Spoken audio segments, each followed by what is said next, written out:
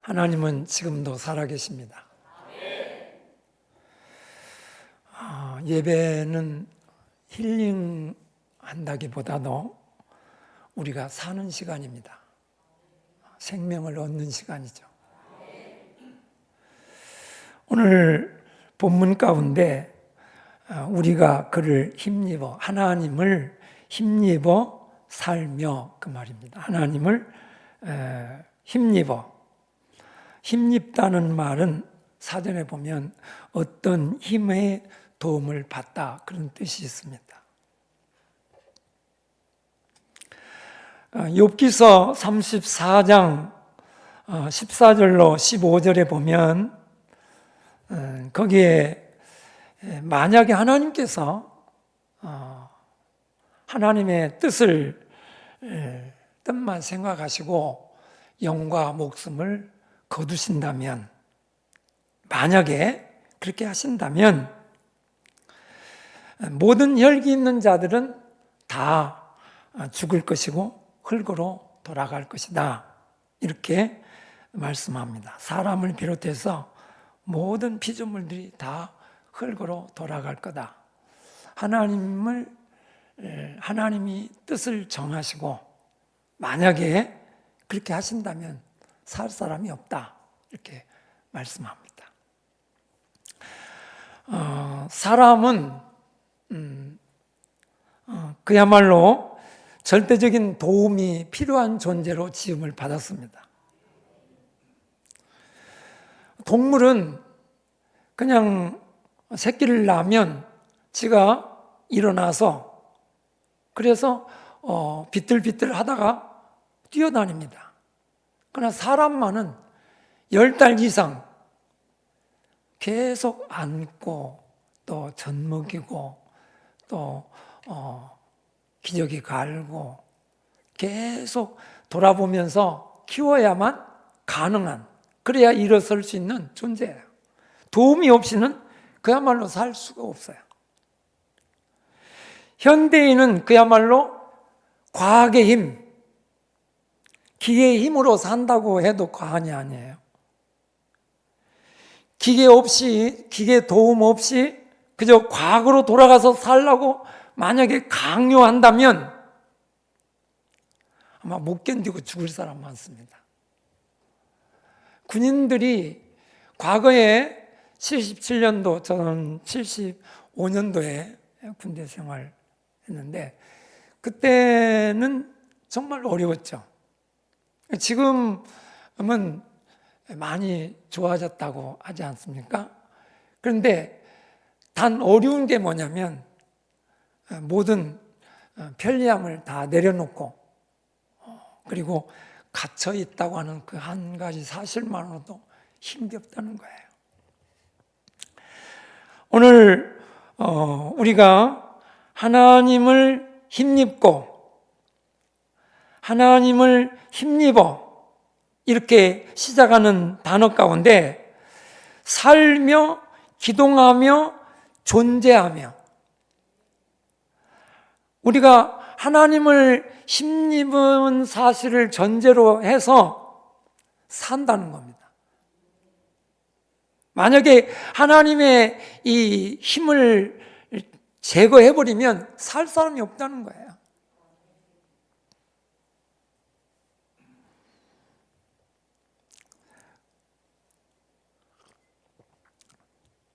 사람들이 이 사실을 알고 아니면 모르고 그건 문제가 되지 않습니다. 모른다고 해서 자기는 하나님을 힘입지 않고 사는 것도 아니고, 모른다고 해서 자기는 창조의 원리대로 하나님을 힘입고 사는 것만은 사실입니다. 이 진리에서 벗어날 수가 없어요. 오늘 본문에 주시는 중요한 말씀은 성도들이 어떻게 하나님을 힘입고 사느냐는, 어떻게 하나님을 힘입고 생활하느냐 하는 그런 전제가 오늘 본문에 되어 있어요. 창세기 49장 23절로 24절에 보면 활 쏘는 자가 그를 학대하며 적개심을 가지고 그를 쏘았나니 요셉의 활은 돌이요 굳세며 그의 발은 힘이 있으니 이는 야곱의 전능자 이스라엘의 반석인 목자의 손을 힘입음이라.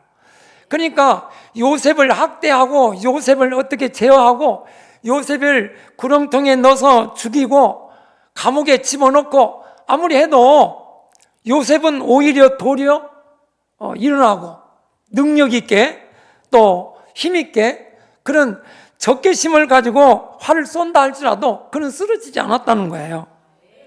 반대하면 반대할수록, 그래 학대하면 학대할수록 그는 더욱 일어났다는 거예요. 왜 그렇습니까? 하나님을 힘입기 때문에. 하나님이 그의 힘이 되어주시니까 어떤 적개심을 가지고 활을 쏘고 제어해도 그는 일어나는 거예요. 믿음의 조상들 가운데 하나님의 힘을 입고 일어나서 역사했던 그런 내용들을 보면 열왕기상 18장에 갈멜산에서 불로 하나님 앞에 응답을 받고 하나님이 살아계심을 증명했던 엘리야, 그가 이세벨의 위협과 그 협박에 의해서 광야로 도망갑니다. 노뎀나무 밑에 숨어서 그가 지낼 때 힘이 다 소진돼서 그래서 그가 누워서 이렇게 고백을 해요. 하나님, 지금 데려가시기 적당한 시간이니 나를 죽여서 하나님 데려가십시오. 이렇게 이제 엘리야가 하나님 앞에 기도합니다. 열왕기상 19장 8절에 보면 이에 일어나 먹고 마시고 그 음식물의 힘을 의지하여 이렇게 되어 있습니다만은 그 음식물을 누가 제공했냐면 하나님께서 신령한 양식으로 제공한 거예요. 그 힘을 인해서 일어나서 40주야 낮에도 뛰어가고 밤에도 뛰어가고 40일을 밤낮으로 달려갈 수 있습니까, 사람이?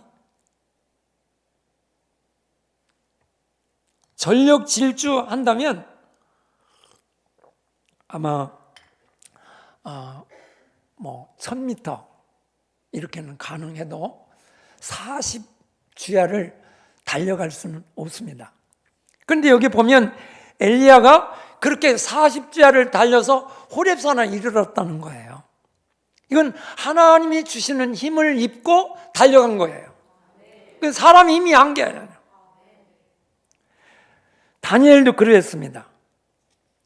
다니엘서 10장 8절에 보면 내 몸에 힘이 다 빠졌고 10장 17절 보면 나의 힘이 다 없어졌고 내 몸에 힘이 없어졌을 뿐만 아니라 호흡이 남지 아니하였도다. 이렇게 이제 자기가 자기를 체크해 보니까 호흡이 이제 안 남았다는 거예요. 숨을 쉴 수가 없는 거예요. 그런데 다니엘서 10장 19절 하반절에 보면 내가 곧 힘이 나서 가로되 내 주께서 나로 힘이 나게 하셨사오니 할렐루야. 하나님이 힘이 나게 하시니 다니엘이 소생하게 됐다는 거예요. 오늘 이제 본론적인 그런 말씀은 사실은 사도행전 9장 22절 보면 사울은 힘을 더 얻어 예수를 그리스도라 증언하여 다메섹에 있는 유대인들을 당혹하게 아니라 개역 성경에 보면 유대인들을 굴복시켰다 이렇게 되어 있는데 오늘 우리 성경에는 당혹하게 하였다. 아주 그들을 궁지에 몰아넣었다는 거예요. 어떻게? 사울이 힘을 더 얻어서 유대인들을 당혹시켰다는 겁니다. 우리가 복음을 들고 나아가서 복음을 외칠 때 그렇게 쉽지가 않습니다. 바울이 복음을 들고 나아갈 때 가는 곳마다 무슨 프랭카드를 들고 환영합니다라고 체전에 오는 사람들 환영하듯이 그렇게 환영한 것도 아니고 그를 잡아서 죽이려고 그저 깡패들을 동원해서 매복시켜 놓고 그런 소아시아 지역을 이렇게 성지순례하면서 우리 동역자들이 같이 성경 이 본문을 읽으면서 같이 울었습니다. 바울 사도를 그렇게 쌍수를 들고 환영하는 곳으로 가는 것도 아니고 오기만 하면 그를 반대하고 그리고 매복해서 그를 죽이려고 하는 그곳을 향해서 달려갔다는 거예요. 저희들이 1시간 이상 버스를 타고 이동하면서 교회 몇 곳을 이렇게 돌아보는데 그렇게도 힘든데 그 복음을 전하기 위해서 그 지역을 향해서 바울이 달려갔다고 하는데 가슴이 먹먹하더라고요. 바울의 힘일까요? 하나님을 힘입어서. 사울이 예수님의 부르심으로 회개하고 그리고 먼저 다메섹에서 제자들과 함께 전도할 때 엄청난 박해가 있었다는 겁니다. 어려움이 있었어요. 그때 그가 힘을 얻었기 때문에 그를 반대하는 유대인들을 굴복시켰다. 당혹시켰다. 오늘 우리가 주의 복음을 들고 나아갈 때 주님을 힘입고 나아가면 세상을 당혹시킬 줄 믿습니다. 굴복시키는 거예요. 제2차 전도 여행 때에도 유대인들이 이방인들의 미움을 선동하여 마음을 선동해서 두 사도 바울과 바나바를 괴롭게 하는 어려운 일들이 있었습니다.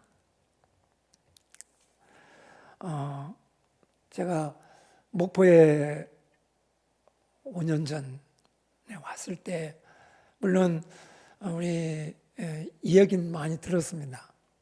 그러나 직접 이제 하당에 있을 때 출석해서 제가 예배를 같이 참여하면서 참 은혜를 받았습니다. 도전을 받았습니다. 목포에 와서 전도하는 교회, 물론 교회마다 전도 안 하는 교회가 어디 있겠어요. 그러나 전도하는 교회 그러면 하나교회 이렇게 다 대답을 하더라고요. 얼마나 감사한지. 네. 그러면 그런 만큼 바울이 가는 곳마다 소동이 일어나고 회오리 바람 같은 그런 반박의 역사들이 나타나고 반대하고 막 위협을 가하고 핍박하고 그런 고난과 역경이 그 앞에 있지만 바울은 복음을 들고 나아가는데 지체하지 않았어요. 머뭇거리지 않았어요. 왜 그렇습니까? 하나님을 힘입고 나간 거예요. 사도행전 14장 3절 두 사도가 오래 있어 주를 힘입어 담대히 말하니 주께서 그들의 손으로 표적과 기사를 행하게 하여 주사 자기 은혜의 말씀을 증언하시니 우리가 말하는 것처럼 보이지만 하나님을 힘입고 나가면 하나님이 증언하시는 거예요. 데살로니가전서 2장 2절에 보면 너희가 아는 바와 같이 우리가 먼저 빌립보에서 고난과 능욕을 당하였으나 우리 하나님을 힘입어 많은 싸움 중에 하나님의 복음을 너희에게 전하였노라. 그러니까 많은 싸움 중에 복음을 전했다는 거예요. 편안한 중에 아무런 박해와 고난이 없이 복음을 전한 게 아니라 많은 싸움 중에 한두 가지 싸움이 아니라는 거예요. 가면 싸움이에요.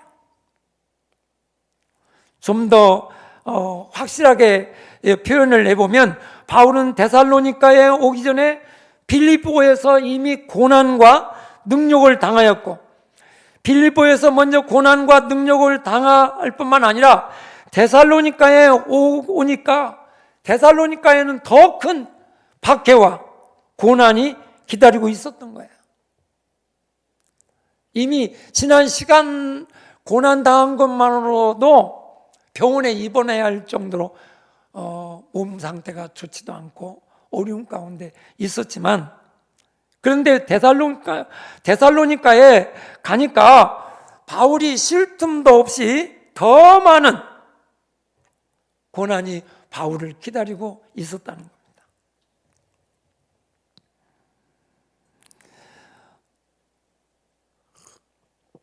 또 뿐만 아니라 이미 빌립보에서 고난과 능욕을 당해서 지친 몸으로 데살로니가에 왔는데 도리어 많은 싸움이 바울을 기다리고 있었고, 이런 데살로니가에서 바울이 어떻게 복음을 전할 수 있었던가 하는 것은 하나님을 힘입고 용기를 얻었다는 거예요. 오늘 우리가 이 저녁에도 우리가 사는 세상은 만만치 않습니다. 왜냐하면 세상은 점점 더 하나님께 멀어지고 있어요. 점점 하나님과 멀어지고 있어요. 좀 더 악해지면 악해졌지 선한 쪽으로 가지는 않아요. 어제보다 오늘이, 오늘보다 내일이. 엘리야 때보다도 엘리야 때는 그래도 그냥 성령의 충만함으로만 가능할 수 있었는지 몰라요. 그러나 엘리사 때는 영감을 갑절로 받아야만 가능했던 때예요.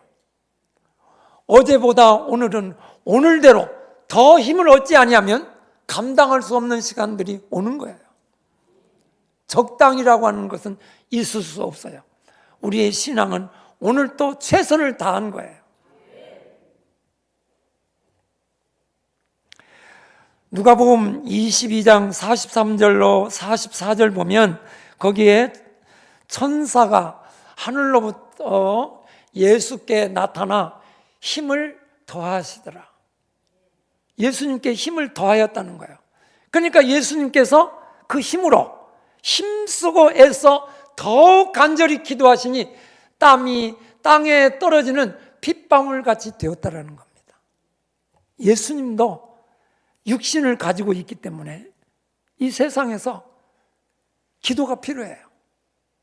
근데 그냥 기도가 필요한 게 아니라 하나님이 힘을 주시는 그 힘을 공급받아야 피땀 흘릴 수 있는 기도를 하는 거예요. 십자가를 앞에 놓고. 주님이 힘이 공급되는 힘이 필요하시다면 우리야말로 피조물이고 당연히 마땅히 필요한 기도가 필요한 존재인데 우리야말로 하나님의 힘을 입지 않고는 나아갈 수 없는 존재가 우리입니다.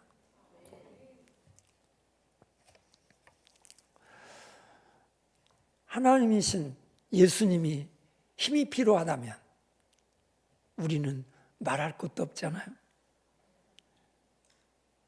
예수님께 돕는 힘이 필요했습니다.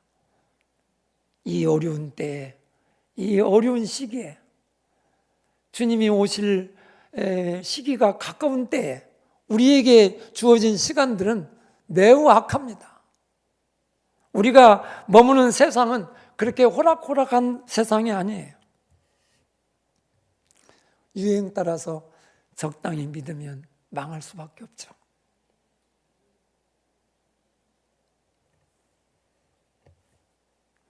우리가 하나님을 힘입고 더 힘입어야 될 줄 믿습니다. 믿음의 사람들이 주일하며 삶을 살아갈 때 하나님의 힘을 입었습니다. 바울이 그랬습니다. 오늘 여기에 28절의 말씀 이후에 쭉 보면 우리가 하나님을 힘입어 살며 기동하며 존재하느니라.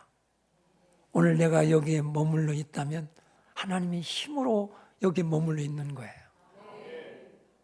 네, 그 존재 자체가 하나님의 힘으로만 가능해요. 네. 왜냐하면 31절 말씀입니다. 자, 30절에는 알지 못하던 시대에는 하나님이 간과하셨으나 그냥 지나쳐 버리실 수 있었어요. 그러나 이제는 어디든지 사람에게 다 명하사 회개하라 하셨으니 복음이 전해졌다 이거예요. 하나님 말씀이 이미 정해졌다 이거예요. 그러면 뭐만 남았습니까? 이제 심판만 남았어요. 추수할 마지막 때가 되었다는 겁니다.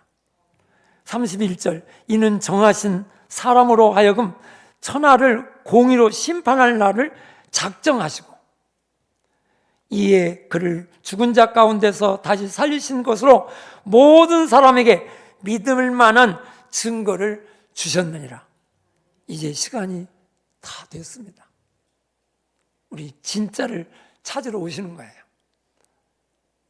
도적이 왔다면 무슨 뭐 기저귀, 뭐 신다 마른 신발 이런 거 뒤지러 오는 게 아니고 저 안에 가장 깊숙한 곳에 보석을 값질 만한 돈이 될 만한 것들을 찾아서 가는 거예요. 주님이 오신다면 오늘 믿음을 찾으러 오실 줄 믿습니다. 하나교회는 하나님을 힘입어서 이 마지막 때에 하나님의 원하시고 하나님이 기뻐하시는 하나님의 뜻을 이루어드리는 힘있고 그리고 뜨겁게 마지막 때를 살아내는 이것이 구원받은 신자만이 이루어낼 수 있는 신앙생활인 줄 믿습니다.